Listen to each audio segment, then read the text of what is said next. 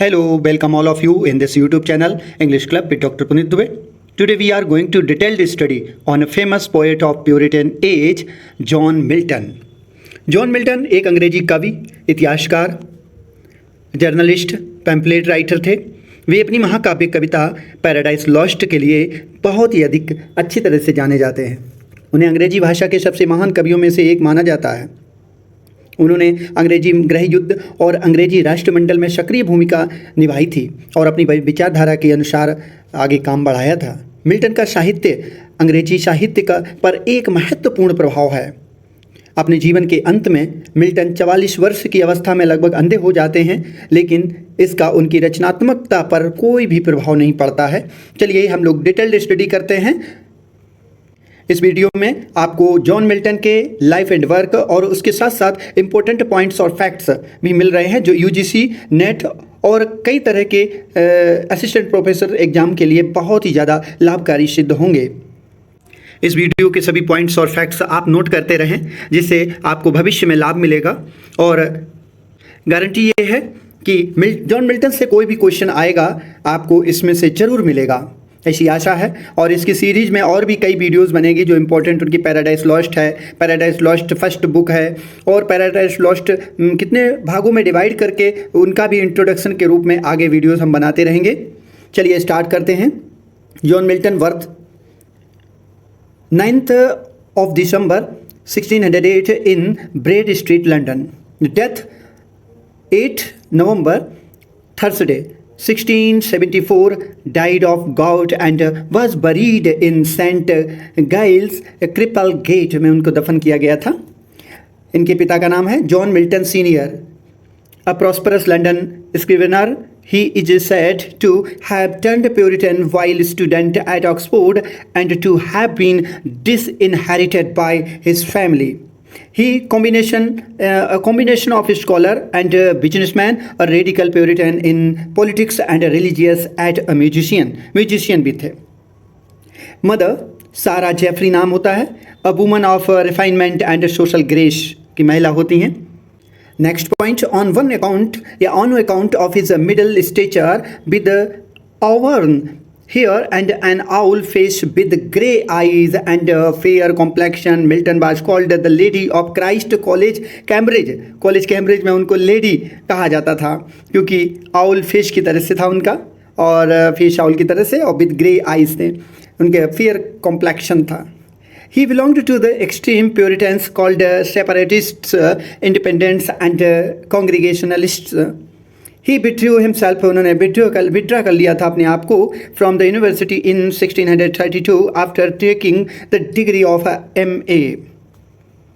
Next point, the Masque of Camus was written in 1634 to be performed at Ludlow Castle before the Earl of Bridgewater and friends.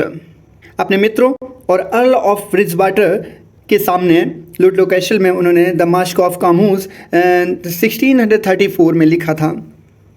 Next point, the triumph virtue या triumph of virtue would be a better name for his perfect little mask. Mask में एक कठपुतली का तमाशा या नाटक होता है, एक ऐसा लेख, छोटा लेख होता है जो कठपुतली की तरह से जैसे नाचते हुए देखते हैं हम लोग, उस तरीके से एक लेख लिखा था उन्होंने। इन 1637 he wrote Lycidas monody on the death of his college friend Edward King, who drowned in the Irish Sea, जो डूब गए थे। It is his last Horton poem. Horton में लिखने वाली एक लास्ट पोएम थी जो लिसिडास उन्होंने लिखी थी 1637 ईस्वी में अपने मित्र की मृत्यु के ऊपर उन्होंने लिखी थी। His friendship with the exiled Dutch scholar Grotius in Paris and of Galileo in his sad imprisonment in Florence proved to be fruitful. बताते हैं इन्हें वहाँ पर जेल हो जाती है फ्लोरेंस में, तो उस जेल में उन्हें गैलीलियो मिलते हैं। गैलीलियो से मुलाकात तो होती है और एक डच स्कॉलर ग्रोटियस से भी मुलाकात होती है। Next point, between 1639 and 1642 he made 4 drafts for a work to be called Adam in Paradise. Next point, in 1643 he married Mary Powell, a shallow, pleasure-loving girl, the daughter of Richard Powell, an Oxfordshire cavalier or a royalist. This marriage was a failure. In 1642, he wrote Areopagitica in prose, which is an address to Parliament for freedom of the press. Next point, in 1649, Milton's Iconoclasts image breaker demolished the flimsy arguments of the Icon Basilic royal image. Next point, in 1649, he became foreign secretary to the Commonwealth. Main point आपके लिए लाए हैं, और अगर उन points को ज़्यादा धीरे धीरे पढ़ाएंगे तो शायद बहुत देर और बहुत बड़ी वीडियो बन जाएगी। इसलिए प्लीज़ आप लोग भी नोट करते रहें। आप नोट करते रहेंगे, बाद में भविष्य में दोबारा पढ़ने के काम आएगी और फिर जल्दी समझ में आ जाएगा, और ज़्यादा चीज़ें समझाने की ज़रूरत नहीं है क्योंकि कुछ पॉइंट्स नॉर्मल हैं जो आप लोगों के समझ में आ जाएंगे। Next point, he lost the sight of one eye in 1650. याद रखना, in 1650 lost the sight of one eye. He did not care for the warning of the doctors who advised him to take rest, but he did not care and work laboriously in writing the defense of the English people. This work resulted in total blindness. He became totally blind in 1652. Total पूरी तरह से 1652 ईस्वी में इनकी दोनों आँखों से रोशनी चली जाती है। डॉक्टरों ने मना किया था लेकिन फिर भी ये काम करते रहे।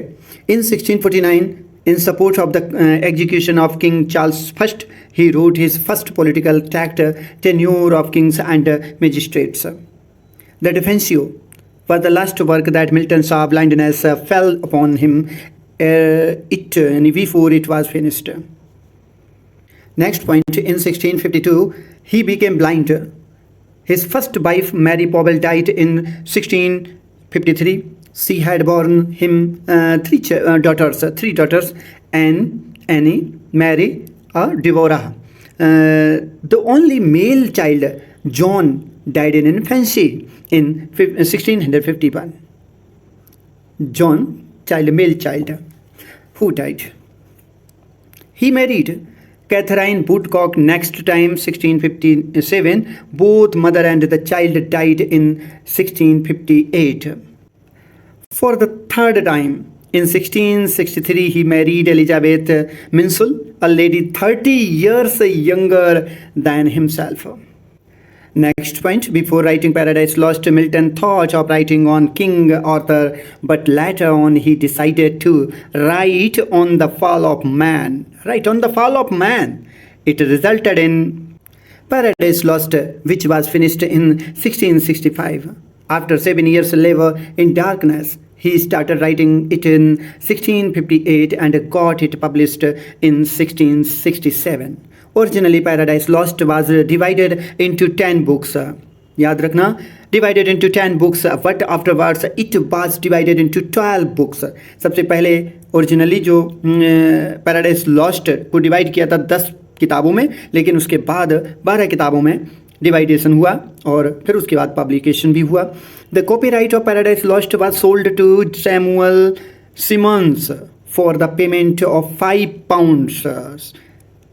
इसकी कॉपीराइट फिर सैमुअल सिमंस को बेची गई थी और पेमेंट ऑफ £5.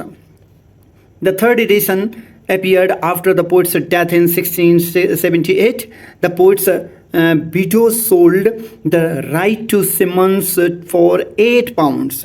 याद रखना, पोइट की जो विडो थी, कौन? एलिजाबेथ मिंसल, तो sold the right to Simmons for £8. The amount was only £28 for such a great work. Next point, at Thomas Ellwood suggestion दिया था, but what has to thou to say of Paradise Found. Milton wrote the second part of the epic Paradise Regained 1671 in 4 books. Paradise Regained, Paradise Lost के बाद इन्होंने paradise regained लिखी जो 4 किताबों में publish हुई थी, और पैराडाइज लॉस्ट 12 किताबों में पब्लिश होती है. His last important work Samson agonist, और ये सैमसन एगोनिस्ट लास्ट वर्क है 1671 में लिखा। द मोस्ट पावरफुल ड्रामेटिक, ये ड्रामेटिक ड्रामा था, poem on the Greek model एपियोड, ग्रीक मॉडल पर आधारित था। Andrew Marvell assisted, Andrew Marvell ने उनकी सहायता की Milton in 1654 after Milton became blind and was appointed as Latin secretary to the council of state. जब पूरी तरह से मिल्टन ब्लाइंड हो जाते हैं तब एंड्रयू मार्वेल ने 1654 से उनकी सहायता करनी शुरू कर दी थी, और जब वह अपॉइंटेड हो गए थे Latin secretary to the council of state. The son of Milton's sister, Milton की सिस्टर थी एन, उनका लड़का था एडवर्ड, उसने बाद में wrote Milton's biography. His close friend वे Charles Diodati on his friend Milton wrote Epitaphium Damonis and elegy, elegy लिखी उन्होंने एपिथैपियन के नाम से, डेमन्स के नाम से एक एलिजी लिखी, किनकी डेथ पर, चार्ल्स डियोडाटी जो उनके मित्र थे, क्लोज फ्रेंड थे। In Paris he was influenced by Hugo Grotius, political writer, and his political writing in Italy, Florence, where Milton met an astrologer Galileo in jail. After returning in England, he taught in a school, पढ़ाया भी था 1638 to 1642. In 1642, England faced a civil war. Next point, Milton's work falls naturally into 4 periods. 4 period में इनका working period divide किया गया। First, the college period, closing with the end of his Cambridge career in 1632. Number second, Horton period in Blaise Horton, closing with his departure for the continent in 1639. He said God had called him to be a poet. यहीं पर इन्होंने ये बात कही थी। Next point, the period means third period of his prose writing. Prose writing का होता है from 1642 1660, controversial pamphlets period. Next, fourth period, the late poetic period or period of his greatest achievement of higher poetic genius of Milton in 1674, that was blindness period. एक critic थे लेमार्टिन, उन्होंने लिखा है the dream of a Puritan fallen as sleep over his Bible, it follows the classical unity. Milton left his estate by will to his third wife Elizabeth Minshull, but the 3 daughters contested the bill. Milton wrote in favor of the church, as he thought that the court perpetuated promiscuity or licentiousness. कुछ critics हैं जिन्होंने John Milton के ऊपर criticise किया, कुछ comments किए, ये सब एक वीडियो में शामिल कर देंगे जितने भी कमेंट्स होंगे मिल्टन के ऊपर। नेक्स्ट पॉइंट है his famous works, please note down. इनके वर्क को भी कभी कभी क्रॉनिकोलॉजिकल ऑर्डर में पूछा जा सकता है।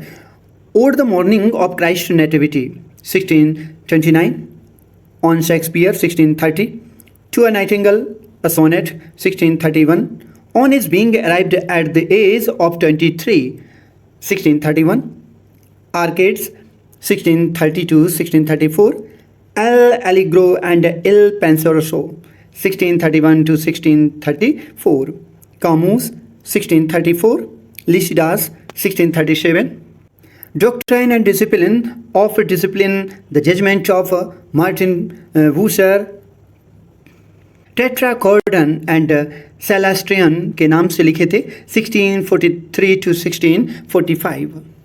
Next, of education and Areopagitica 1644, the tenure of king and magistrate Eikonoklastes 1649, definition of the people Defensio second, Defensio prose, the ready and easy way to establish a free commonwealth 1660 के नाम से लिखे, number as में लिखे। Next, paradise lost 1658 to 1665, published in 1667 with 10 books, but republished in 1674 with 12 books by splitting books 7th and 10th। यहाँ पर misprint हो गया है। Next Paradise Regained 1671, Samson Agonistes 1671, Animadversions upon the Remonstrant's defence के नाम से लिखा। फिर सोनेट्स लिखे हाउ सून हैथ टाइम के नाम से, ऑन हिज डिसीज्ड वाइफ के नाम से, to the nightingale, on reaching the age of 23, the massacre in Piedmont, on his blindness के नाम से लिखे। ये सोनेट्स हैं, मेन सोनेट्स हैं। वैसे तो आपको बता दें जॉन मिल्टन ने टोटल 24 सोनेट्स लिखे, उसमें से 18 सोनेट्स इंग्लिश में लिखे गए, इंग्लिश लैंग्वेज में, और 6 सोनेट्स इटालियन लैंग्वेज में लिखे, याद रखना। विलियम ब्लैक का कोट है, उन्होंने कमेंट किया है, इंपॉर्टेंट है। यहाँ पर मिसप्रिंट हो गया, Milton was of Satan's party, ये बोला है विलियम ब्लैक ने। Arnold said it is a grand style, Arnold ने उनके लिए बोला है कि it is a grand style, उन्होंने ग्रैंड स्टाइल को अपनाया।